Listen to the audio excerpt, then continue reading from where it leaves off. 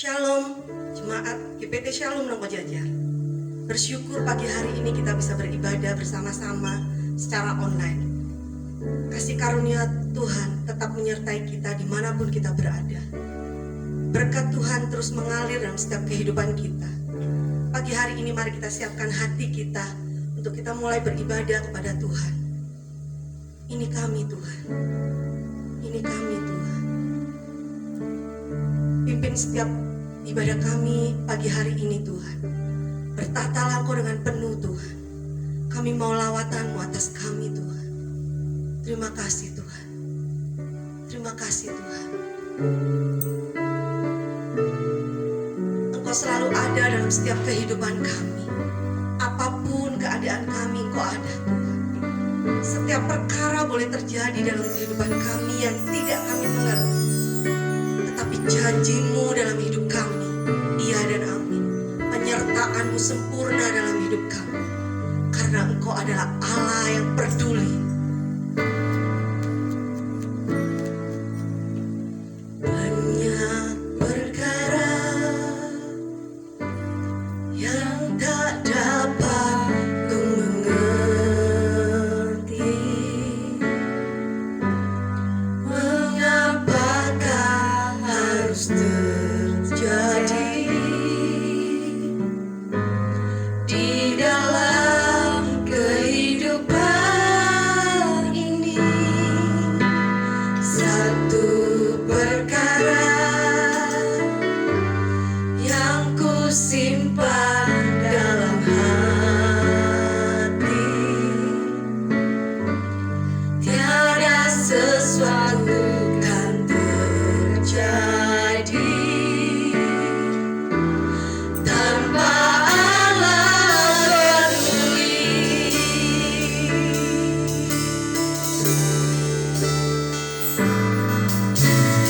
Allah mengerti, Allah peduli segala persoalan yang kita hadapi.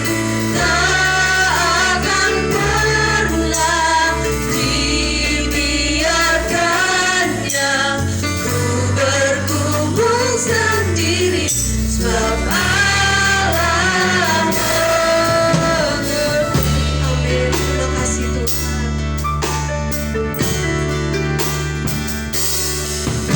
Banyak perkara yang tak dapat ku mengerti. Amin. Mengapakah harus terjadi di dalam kehidupan ini? Satu perkara yang ku simpan dalam hati. Engkau selalu mengerti Tuhan. Tiada sesuatu yang terjadi. Engkau peduli atas kami. Tanpa Allah peduli.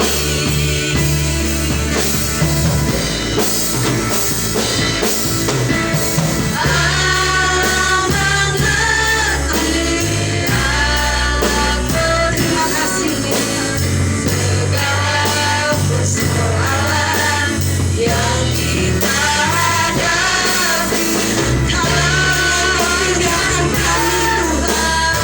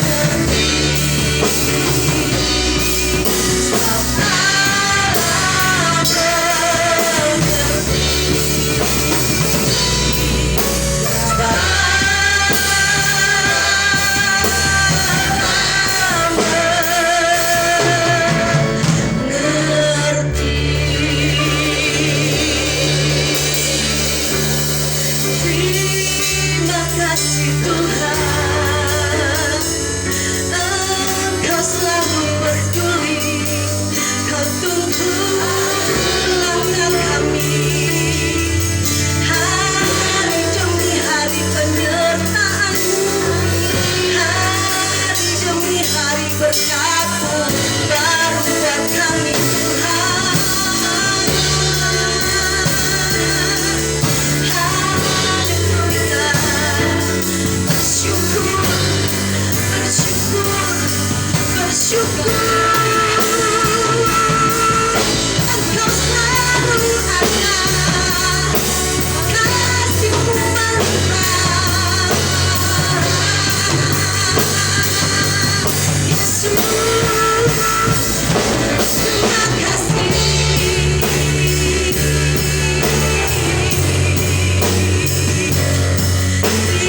Terima kasih Tuhan, terima kasih Yesus.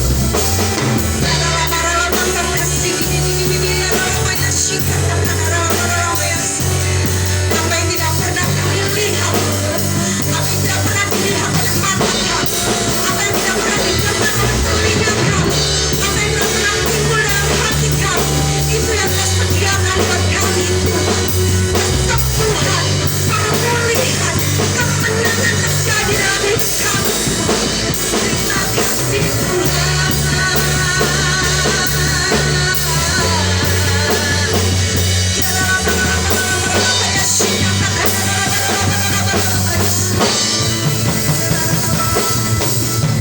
Haleluya. Kami bersyukur, kami bersyukur, kami bersyukur. Nama Yesus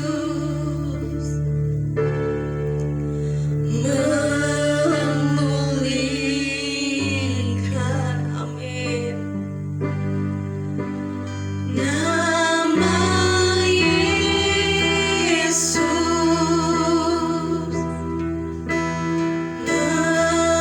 menyembuhkan.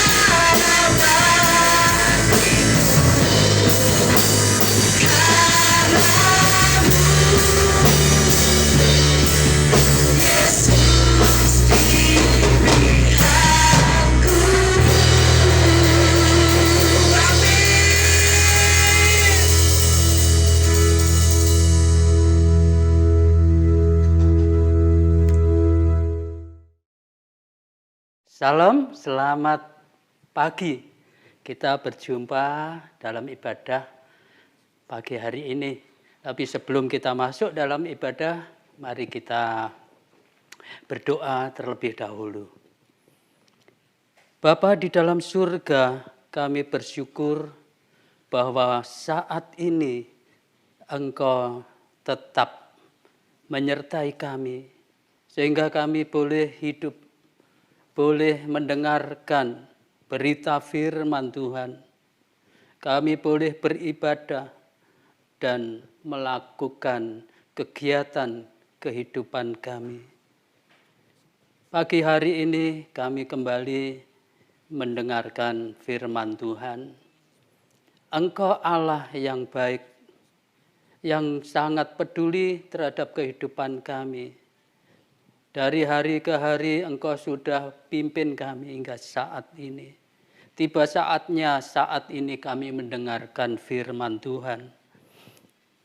Biarlah firman-Mu mendapatkan tempat di hati kami, supaya kami, anak-anak Tuhan, sidang jemaat-Mu ini, dapat melakukan kehendak-Mu. Terima kasih Tuhan. Engkau tolong kami, urapi hamba-Mu yang menyampaikan berita firman Tuhan ini. Urapi pula jemaat Tuhan, kami sekalian dikuasai oleh Roh Tuhan. Inilah permohonan kami pagi hari ini. Di dalam nama Tuhan Yesus Kristus, Juru Selamat penebus kami telah berdoa. Puji Tuhan, amin. Pada pagi hari ini, Bapak, Ibu, Saudara sekalian, kita berbahagia karena kita dipimpin oleh Tuhan memasuki bulan Desember, adalah akhir dari tahun 2020, bulan Desember, di mana kita akan merayakan kembali, memperingati perayaan Natal, kedatangan Tuhan untuk menyelamatkan kita manusia. Tentu Bapak Ibu sekalian sudah mempersiapkan untuk menghadapi Natal ini. Persiapan-persiapan dilakukan, memasang pohon terang, kemudian juga mungkin membuat kue-kue dan sebagainya karena nanti ada tamu, sanak famili yang datang. Ini untuk menyambut kedatangan, memperingati kedatangan Tuhan. Jadi kita menyambut. Tetapi apakah semua itu sudah cukup? Ini yang kita harus pertanyakan. Kita mempersiapkan untuk memperingati Natal dengan berbagai macam kegiatan. Ada yang menyanyi di gereja, ada yang banyaklah kegiatan yang dipersiapkan. Nah sekarang kita perhatikan apakah itu sudah cukup bagi kita untuk menyambut, sekalipun ini peringatan masa lalu yang sudah terjadi, tapi firman Tuhan adalah nubuat untuk hari-hari yang akan berlanjut, akan datang. Apakah cukup? Nah ini persiapan kita untuk menghadapi peringatan Natal atau pesta Natal atau peringatan kedatangan Tuhan untuk menebus kehidupan kita masa lalu. Nah, mari kita perhatikan firman Tuhan yang tertulis di dalam kitab Lukas, kitab Injil Lukas pasal 2, pasal 3 kita membaca mulai ayat 2. Injil Lukas pasal 3 kita membaca dari ayat 2. Demikian firman Tuhan. Pada waktu Hanas dan Kayapas menjadi imam besar, datanglah firman Allah kepada Yohanes, anak Zakaria di padang gurun. Maka datanglah Yohanes ke seluruh daerah Yordan dan menyerukan, bertobatlah dan berilah dirimu dibaptis, dan Allah akan mengampuni dosamu. Seperti ada tertulis dalam kitab nubuat-nubuat Yesaya. Ada suara yang berseru-seru di padang gurun. Persiapkanlah jalan untuk Tuhan, luruskanlah jalan baginya. Setiap lembah akan ditimbun dan setiap gunung dan bukit akan menjadi rata. Yang berliku-liku akan diluruskan, yang berkelok-kelok akan diratakan. Dan semua orang akan melihat keselamatan yang dari Tuhan. Bapak Ibu sekalian, ini adalah satu riwayat yang pernah terjadi, yaitu Yohanes Pembaptis. Yohanes Pembaptis ini adalah seorang nabi Tuhan yang melayani umat Tuhan untuk dibaptis di Sungai Yordan. Dan ini sudah merupakan satu ketetapan dari Tuhan untuk memilih Yohanes sebagai orang yang melaksanakan satu baptisan pertobatan. Ya, tentu Yohanes dalam hal ini memiliki satu berita yang besar untuk mempersiapkan umat Tuhan menerima keselamatan Tuhan dengan baptisan ini. Ada berita yang besar. Nah, bagi kita Bapak Ibu sekalian, masa kini kita menunggu kedatangan Tuhan yang kedua kali. Dan ini sudah dinubuatkan pula banyak oleh hamba-hamba Tuhan, oleh nabi-nabi, para rasul. Kedatangan Tuhan yang kedua kali akan datang. Kalau dahulu Yohanes mempersiapkan kedatangan Yesus, Juru Selamat. Dan saat ini sidang jemaat kita ini dipersiapkan juga untuk kedatangan yang kedua kali. Untuk menebus dengan penuh, menyelamatkan kita secara utuh untuk mendapatkan janji-janji keselamatan itu. Bapak Ibu sekalian, apa yang dikatakan oleh Yohanes Pembaptis ketika dia mempersiapkan umat Tuhan untuk dibaptis ini? Apa yang dikatakan? Seperti yang tertulis di dalam kitab Yesaya. Ada seorang yang berseru-seru di padang gurun, persiapkanlah jalan untuk Tuhan, luruskanlah jalan baginya. Ini sudah dinubuatkan lama, yaitu ketika Yesaya, Nabi Yesaya menulis, sudah menubuatkan ini. Dan hari itu Yohanes Pembaptis itu menggenapkan apa yang sudah dinubuatkan, yaitu sebagai orang yang berseru-seru di padang belantara yang luas. Berseru-seru untuk menyiapkan sidang jemaat umat Tuhan untuk menyambut kedatangan Tuhan yang kedua kali. Nah, sekarang kita ini sudah mendengar apa yang dikatakan Yohanes untuk mempersiapkan jalan. Nah, jalan yang mana yang harus kita persiapkan ini? Kalau kita menerima tamu, maka kita akan mempersiapkan apapun yang ada, dipersiapkan. Supaya tamu nanti dapat hadir, masuk di dalam rumah kita. Dan kita bisa bersama-sama. Nah, kalau ini Yohanes memerintahkan persiapkan jalan. Jalan yang mana ini? Tentu ini merupakan suatu kata-kata Yohanes untuk mempersiapkan hati, jiwa sidang jemaat untuk menerima kedatangan Tuhan yang pertama untuk menyelamatkan, untuk penebusan. Kedatangan Mesias. Nah, siapa yang merencanakan kedatangan ini? Apakah manusia?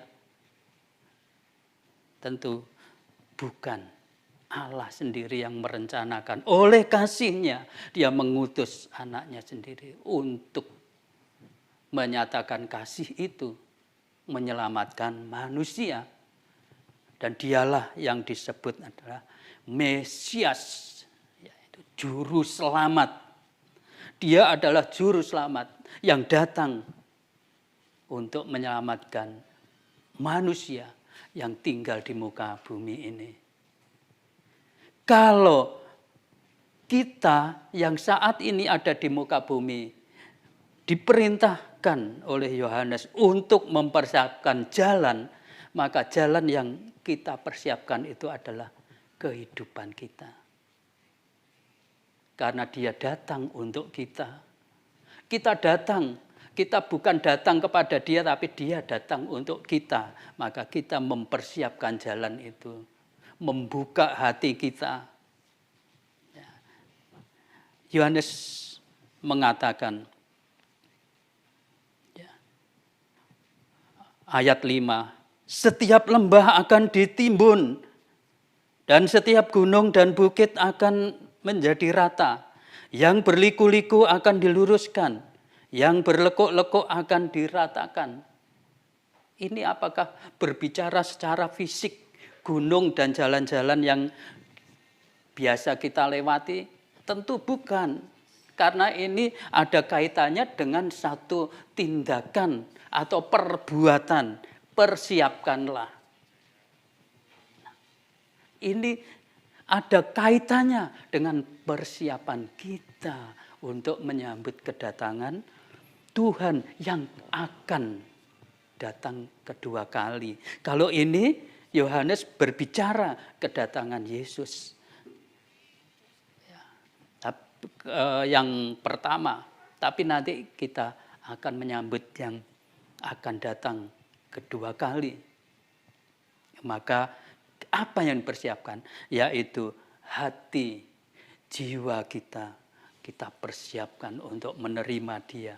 Sebab kalau tidak kita persiapkan, maka setiap kegiatan perayaan-perayaan Natal ataupun perayaan yang lain yang tujuannya memuliakan Tuhan, mengagungkan Tuhan, itu tidak mencapai satu sasaran.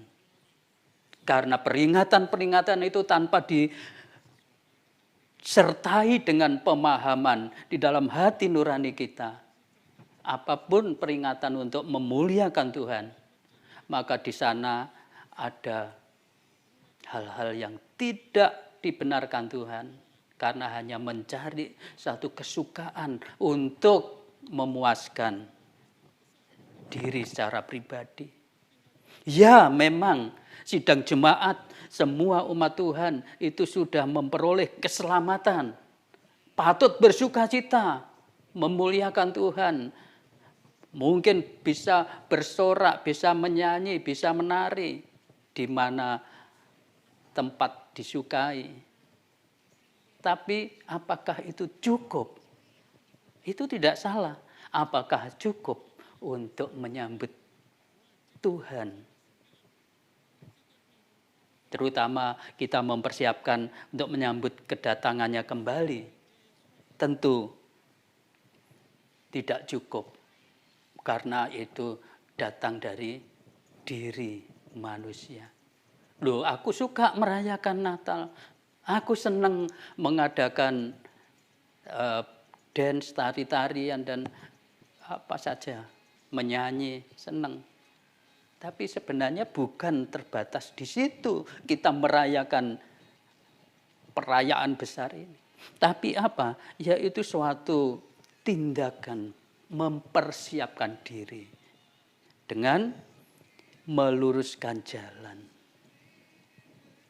Jalan kita, pikiran kita, ya, itu diluruskan. Perbuatan kita itu diluruskan, hati kita harus terbuka untuk kedatangannya. Ini berbicara masalah satu tindakan atau perbuatan. Karena nanti akan ada pertanyaan-pertanyaan kepada Yohanes. Nah, kita membaca yang disampaikan setelah menyampaikan ratakanlah jalan itu, apa yang dikatakan selanjutnya. Ayat 7 dari Lukas pasal 3. Demikian kata firman Tuhan. Lalu ia berkata kepada orang banyak yang datang kepadanya untuk dibaptis. Katanya, hei kamu keturunan ular beludak, siapakah yang mengatakan kepada kamu supaya melarikan diri dari murka yang akan datang? Jadi hasilkanlah buah-buah yang sesuai dengan pertobatan. Dan janganlah berpikir dalam hatimu, Abraham adalah bapak kami. Karena aku berkata kepadamu, Allah dapat menjadikan anak-anak bagi Abraham dari batu-batu ini. Nah, ini suatu pernyataan, ya, pernyataan Yohanes Pembaptis. Tentang apa? Tentang suatu tindakan, suatu perbuatan untuk mempersiapkan jalan bagi Tuhan mencapai kehidupan kita, mencapai kehidupan saudara-saudara semua, mencapai kehidupan orang-orang percaya. Tindakan apa? Yaitu kita dapat mempersembahkan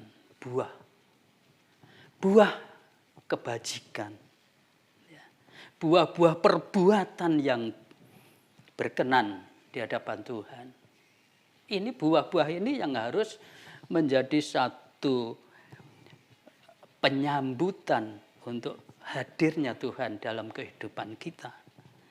Dikatakan yang lebih tidak enak didengar yaitu dikatakan, hai kamu keturunan ular beludak, siapakah yang mengatakan kepada kamu supaya melarikan diri dari murka yang akan datang?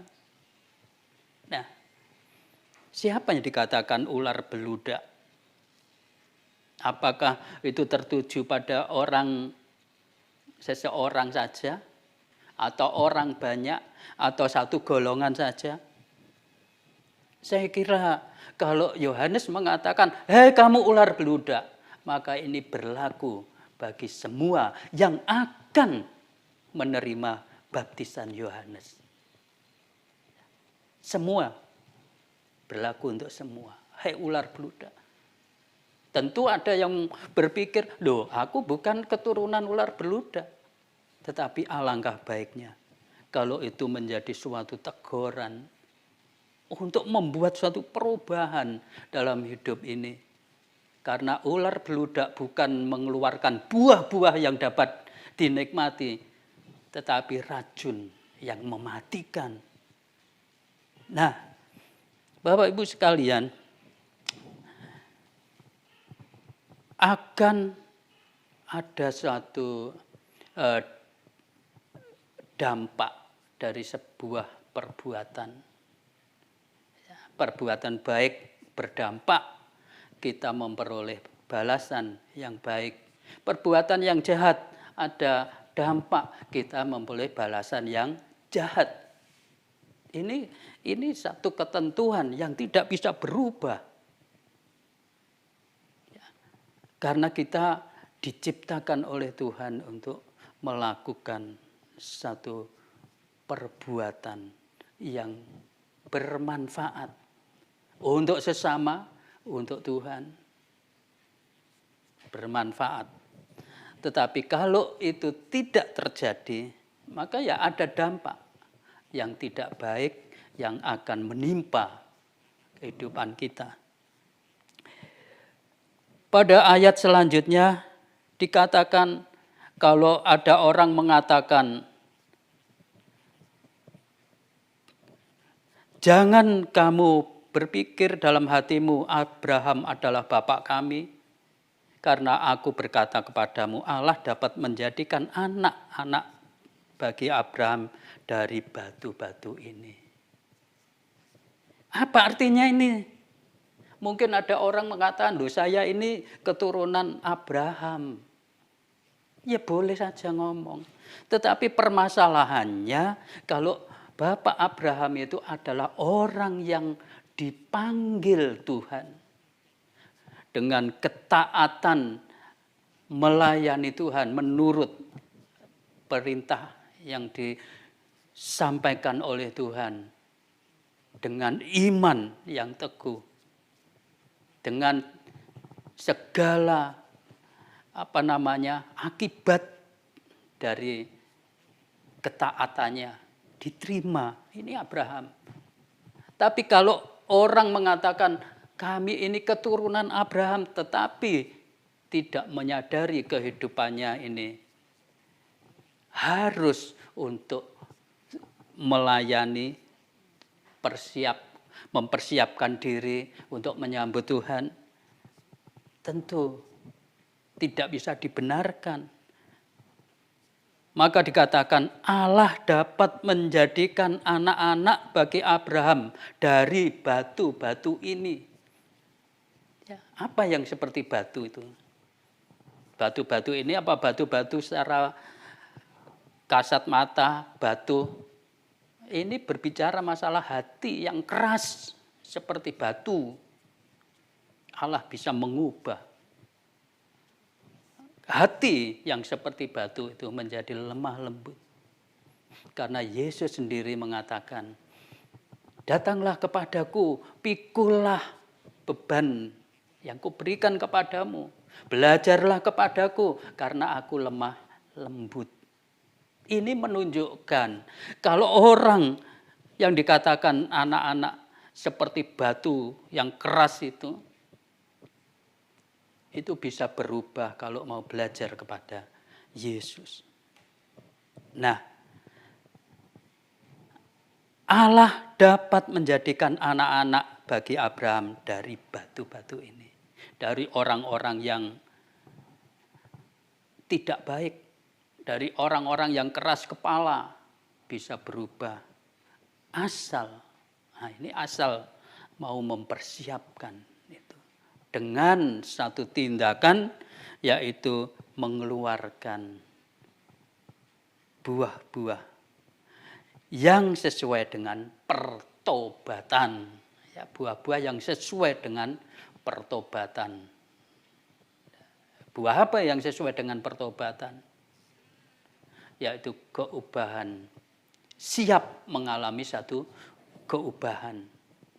Ya mungkin keubahan dari tabiat, ya tabiat pemarah, tabiat iri hati, tabiat dengki, tabiat yang suka usil, tabiat, ya banyak tabiat yang tidak baik.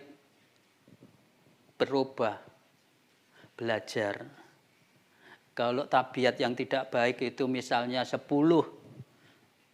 belajar 1 dikurangi. Biasa ngamuk, biasa marah, dikurangi. Dihilangkan. Dan ini merupakan suatu aktivitas untuk mempersiapkan jalan. Hati yang suka ingin, iri melihat yang lain sukses. Aku kok tidak sukses. Belajar untuk bagaimana dapat melakukan kehidupan ini berkenan kepada Tuhan. Dihilangkan hal-hal yang buruk yang menimpa. Inilah yang dimaksud dengan meratakan jalan bagi Tuhan Yesus. Ini juga dikatakan adalah satu buah pertobatan. Ya, Bapak Ibu sekalian tentu sudah tahu apa yang ada di dalam kehidupanku ini yang tidak sesuai dengan pertobatan. Tentu sudah tahu. Saya sudah tahu. Tetapi saya berjuang supaya apa yang tidak sesuai dengan pertobatan ini diambil, dipotong, dibuang, di-cut. Nah, ini suatu tindakan.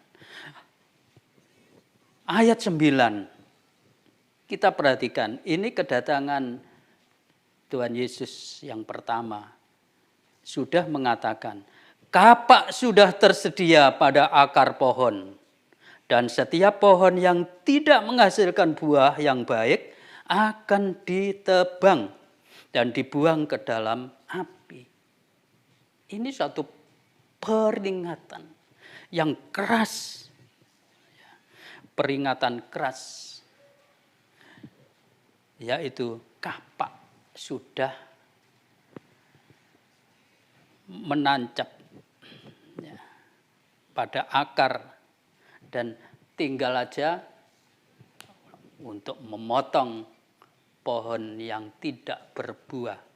Apa pohon yang tidak berbuah? Apakah pohon yang di pinggir jalan, pohon yang di depan rumah, di kebun? Bukan. Ini pohon adalah kehidupan. Kehidupan manusia, orang-orang percaya itu pohon. Kalau tidak membuahkan buah-buah yang sesuai dengan pertobatan, buah-buah yang baik, pohon ini ditebang, dipotong, bahkan dikatakan dibuang ke dalam api, dibakar. Ini peringatan, benar-benar peringatan, karena baptisan itu, kehidupan ini ada di dalam suatu batas antara hukuman dan keselamatan. Batasnya di situ. Ya, pertobatan ini batas antara tidak selamat menjadi diselamatkan. Nah, sekarang banyak orang bertanya. Ya, ayat 10. Orang banyak bertanya kepadanya, jika demikian, apakah yang harus kami perbuat? Jawabnya, barang siapa mempunyai 2 helai baju, hendaklah ia membagikannya dengan yang tidak punya. Dan barang siapa mempunyai makanan, hendaklah ia berbuat juga demikian. Ini satu tindakan kasih. Ya, kasih yang paling sederhana itu adalah memperhatikan, aku punya baju 2, loh kamu tidak punya baju, ini bajuku tak kasihkan kamu. Ini sangat sederhana. Jadi berbagi. Ya, intinya ini berbagi pakaian, makanan, berbagi. Sebab apa? Orang tidak berpakaian telanjang. Orang tidak makan mati. Ini satu kejadian yang perlu, yang membutuhkan sangat satu pertolongan. Ini orang yang bisa menolong, kita yang bisa menolong. Harus ulur tangan untuk membantu mereka.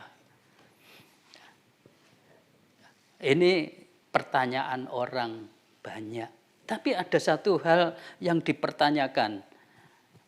Ayat 12. Ada datang juga pemungut cukai untuk dibaptis. Dan mereka bertanya kepadanya, Guru, apakah yang harus kami perbuat? Jawabnya, jangan menagih lebih banyak daripada yang telah ditentukan bagimu. Ini maksudnya jangan jadi rentenir. Kalau memberi, menagih, jangan menambah-nambahi. Jadi hidup wajar. Ya, tidak memenuhi keinginannya dengan merugikan orang lain. Ya, ini biasa terjadi zaman sekarang ini. Demi memenuhi keinginannya, tidak peduli orang lain rugi. Baik itu pedagang, itu yang biasanya, ya siapa sajalah. Kalau di sini pemungut cukai yang bertanya. Sekarang ada juga yang bertanya. Dan prajurit-prajurit bertanya juga kepadanya. Dan kami, apakah yang harus kami perbuat?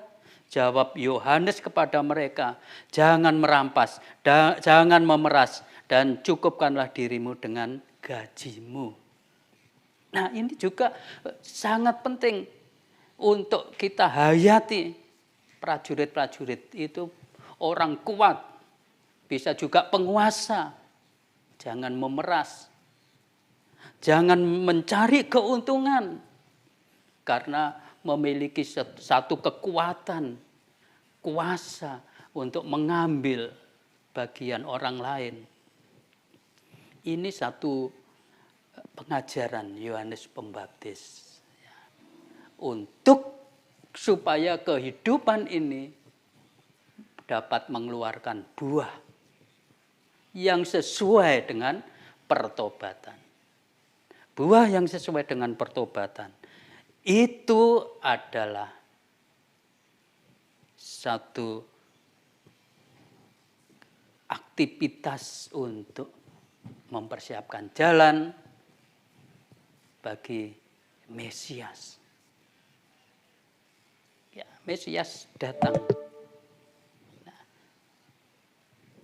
Pemungut cukai, ada yang bertobat namanya Matius. Itu pemungut cukai yang menulis kitab Injil Matius. Pemungut cukai. Dia meninggalkan hartanya, ya, membagi-membagi hartanya yang dulu pernah diperas, dikembalikan. Ini juga merupakan buah pertobatan. Nah, Bapak Ibu sekalian, kita sudah tahu. Sekarang ini ajaran Yohanes Pembaptis, ya, untuk menyambut datangnya Mesias yang pertama kali. Nah, sekarang ini kita sudah menikmati hasil pekerjaan Tuhan di atas kayu salib. Keselamatan Tuhan sudah dinyatakan, ya, keselamatan Tuhan dinyatakan kepada kita. Apa yang sekarang kita persiapkan? Tidak terlepas dari meluruskan jalan, meratakan, ya, gunung diratakan, lembah ditimbun supaya rata.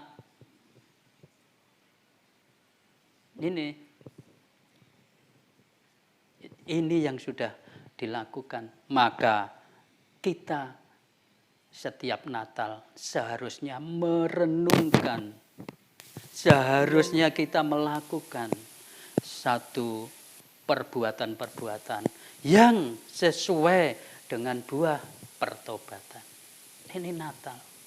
Jangan Natal seperti pada umumnya. Ya, kalau Natal umumnya ya kita tidak bisa ngomong karena Natal yang di tempat-tempat umum itu sebenarnya bukan perayaan Natal. Itu adalah bisnis. Tapi untuk gereja Tuhan, untuk anak-anak Tuhan, kita yang percaya kepada Tuhan, Natal bukan hura-hura. Tapi Natal itu adalah satu tindakan mempersiapkan diri. Bagaimana nanti kalau Mesias itu menjemput kita, kita memperoleh keselamatan.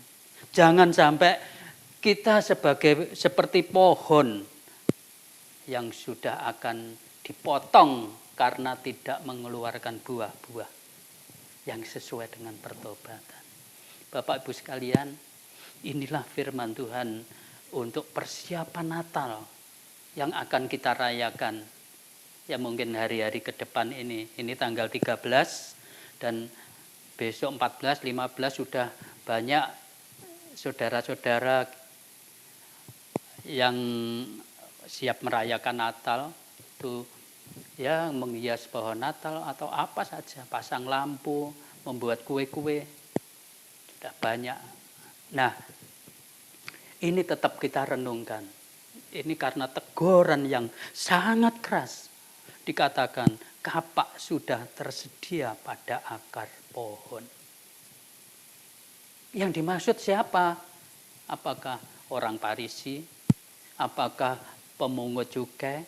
Apakah orang berdosa yang kapak sudah siap ini? Tidak. Ini semua bagi kita. Kalimat ini ditujukan bagi kita yang mempersiapkan jalan bagi Tuhan. Hadir di tengah-tengah kita. Ya, puji Tuhan. Kiranya firman Tuhan yang singkat ini menjadi satu perenungan yang dapat mengubah, mengoreksi hidup kita. Karena kalau tidak demikian, apa artinya kita membaca dan kita mengerti firman Tuhan? Kita mengikut Tuhan, percaya, beribadah, memuji Tuhan, tapi kita tidak mengerti apa yang diminta oleh Tuhan dalam kehidupan kita sehari-hari. Puji Tuhan, firman Tuhan pada pagi hari ini cukup sampai di sini, dan berkat Tuhan kiranya melimpah bagi sidang jemaat semua yang sudah mendengarkan hari ini dan untuk hari-hari selanjutnya. Karena Tuhan itu kasih, maka kalau kita melakukan apa yang diperintahkan, melakukan firman-Nya, maka itu bukti, satu bukti kita mengasihi Tuhan. Amin. Kemuliaan bagi Tuhan kita Yesus Kristus yang sudah menyelamatkan kita dari kegelapan dosa dunia ini. Puji Tuhan. Mari kita akhiri ibadah kita pada pagi hari ini. Kita masuk dalam doa. Bapa, kami kembali bersyukur kepada Engkau sebab Engkau telah ada di tengah-tengah kami untuk memberikan terang-Mu di dalam hati kami. Sebab kami tanpa mendengarkan firman Tuhan, tanpa mendapatkan terang Tuhan, kami tidak mengetahui bagaimana hati kami, pikiran kami, perbuatan kami ini di hadapan Tuhan. Apakah sudah berkenan di hadapan Tuhan? Tanpa teguran firman Tuhan, kami tidak akan memahami kehidupan yang sebenarnya yang dikehendaki oleh Tuhan. Tetapi pada pagi hari ini, Engkau telah memperdengarkan firman-Mu kepada kami sekalian. Dan kami mau untuk mengalami satu karya Tuhan di dalam hati kami, jiwa kami, pikiran kami, untuk mengalami keubahan menurut Engkau, sehingga kami dapat menghasilkan, dapat mempersembahkan buah-buah pertobatan kami. Karena inilah yang dikehendaki Tuhan dalam kehidupan kami, yaitu mengeluarkan buah bagi kemuliaan Tuhan. Terima kasih Tuhan, kiranya berkat Allah Bapa di dalam Yesus Kristus Putranya melimpah untuk sidang jemaat di tempat ini, dan juga kuasa Roh-Nya yang kudus menyertai sepanjang perjalanan sidang jemaat-Mu Tuhan.